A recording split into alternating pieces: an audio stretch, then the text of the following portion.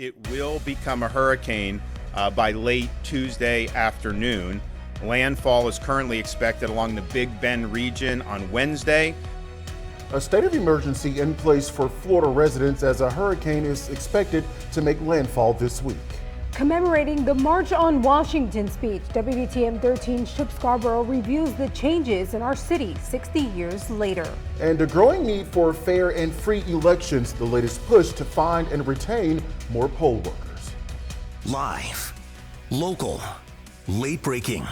WVTM 13 News at 5 starts now. And breaking right now on the weather front, that is, Florida Governor Ron DeSantis declares a state of emergency for 33 counties that could be impacted by a potential storm by the name of Idalia. Thanks for watching here at 5. I'm Jarvis Robertson. And I'm Gladys Bautista. Idalia has the possibility of producing strong winds and wind, even possible tornadoes. The National Hurricane Center urges Florida residents to pay close attention as the storm approaches. The storm is currently off of the coast of Mexico and is moving slowly to the east. But right now, here's a look right here at home. Yeah, so here's a look from at downtown Birmingham from the Children's of Alabama Skycam. It is 89 degrees outside.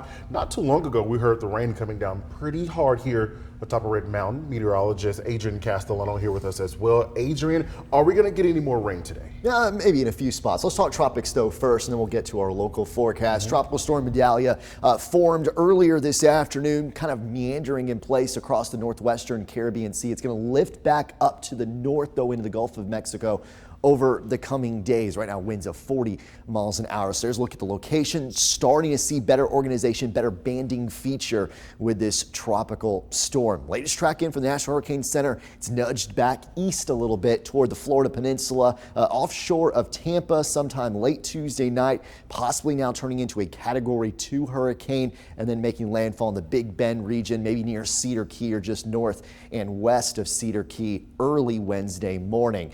We're talking about hot temperatures out there for this afternoon again, especially across some of our southern counties, but a bit of relief starting to work in the form of some spotty showers out there right now. We have one small thunderstorm that's developed here north and east of downtown Birmingham, kind of drifting in place, a couple more developing through portions of Jefferson County. We'll talk about increased rain chances in our forecast, plus more details on Idalia coming up in just a bit. Back to you. Adrian, thank you. Tomorrow marks exactly 60 years since Dr. Martin Luther King Jr.'s March on Washington, where hundreds of thousands of people gathered to push for equality. And WVTM 13's Chip Scarborough live in Birmingham for us this afternoon with more about how many people felt called to action after that speech in 1963. Hey, Chip.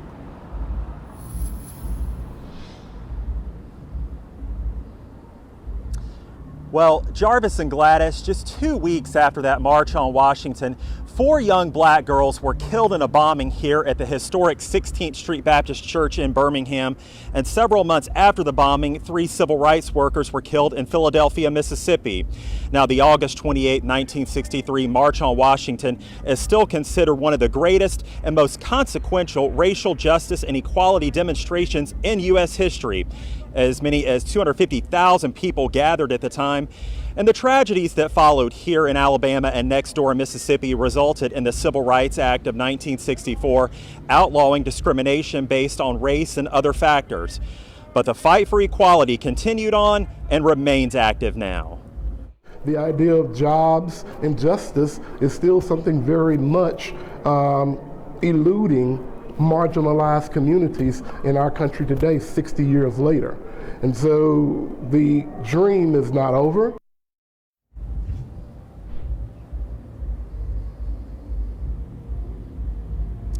And after the March on Washington, there was the March to Selma, which became known as Bloody Sunday and resulted in the Voting Rights Act of 1965.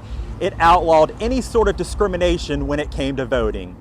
Live at the historic 16th Street Baptist Church in downtown Birmingham, Chip Scarborough, WVTM 13. Chip, thank you. All new at 5, Jefferson County Sheriff's Office says a woman is charged with 2 counts of attempted murder after a domestic dispute. Now, deputies were called to Sartain Drive near Adamsville before 5:30 Saturday evening. They learned a man was found shot. Now, the man told officers Alicia Fraser shot him inside a car while attempting to leave with a friend. The victim was taken to the hospital with serious injuries. Fraser also charged with 1 count of shooting into a car. Now, she has multiple bonds totaling $90,000. And happening now, Birmingham police need your help finding a missing man. Here is Michael Wilson. He was last seen on 33rd Court North yesterday morning. Police say Wilson recently suffered from a head injury and sometimes memory loss. Again, take a look at your screen. He's also known to go for walks. If you see him or know where he might be, you are asked to call police. Applications are now open again for the final round of child care bonuses through the Alabama DHR. If you're a licensed child care provider, you can now apply for $3,000 for full-time employees and $1,500 for part-time employees. These grants aim to help child care providers recruit and retain workers as the industry still recovers from the pandemic. Well, today, 3 U.S. Marines were killed in an aircraft crash outside of the coast of Australia, that is. A total of 23 Marines were on board the Osprey aircraft when it went down on Melville Island just after 9 this morning. Officials say they had been flying during a routine training exercise called Predator's Run. No Australian personnel were involved in the crash. 5 other Marines were taken to a nearby hospital in serious condition. Recovery efforts are ongoing. Obviously, this is a regrettable incident. I'm unable to give further information at this time. We do follow protocols at a time like this, and the Australian Defence Force are cooperating with our friends in the United States Defence Force to make sure that we provide every assistance possible. The cause of the incident remains under investigation. Well, the white gunman that shot and killed 3 black people in what is believed to be a racially motivated attack at a Jacksonville, Florida Dollar General store on Saturday has been publicly identified. Authorities say 21-year-old Ryan Christopher Palmeter had no criminal history and legally purchased 2 firearms earlier this year. Now, according to the Duval County Sheriff's Office, there were no prior indications that Palmeter should not have owned a gun. Although in 2017 he had been held under the Baker Act, which imposes a temporary detention for a mental health examination. There was no flag that could have come up to stop him from purchasing those guns. As a matter of fact, it looks as if he purchased those guns completely legally, and all the FFLs did what they were supposed to have done to make sure that there were no issues. Palmeter died of a self-inflicted gunshot wound. And today, President Biden issued a statement on the shooting saying, in part, white supremacy has no place in America and hate must have no safe harbor. Now, President Biden also extended his heartfelt condolences saying, quote, Jill and I are praying for the victims and their families, and we grieve with the people of Jacksonville. In Louisville, Kentucky, 2 people are dead and several others were injured in an overnight shooting. The shooting happened around 3 a.m. around a bar in the downtown area. Officers arrived and found 37-year-old Terrence Bethel dead at the scene, while the other victim died at an area hospital today. 2 men and 3 women were also injured but are expected to survive. A 7th victim was reportedly found at a separate hospital, and up until now, we still do not know their condition. Louisville police have not yet announced an arrest. Well, the first votes of the 2024 presidential election will be cast in just a few months, but access to free and fair elections in the U.S. is still missing one critical element, and that's poll workers. Yeah, and the election officials and organizations are ramping up efforts to recruit and retain more workers despite growing concerns over trust and security. Amy Lou reports from our Washington bureau. Well, there's a national movement made up of organizers, researchers, and recruiters who are working to find old and younger poll workers, ensuring that every election in the future runs smoothly. These are the people that open the door for you and I to have representation, presumably fair, accurate representation. Complicating the lead up into 2024, a poll worker shortage creating the potential for long wait times on election day. It isn't so much that there aren't enough people to work the polls. It may be there's simply not enough people who are, how can I use the word, skilled and experienced.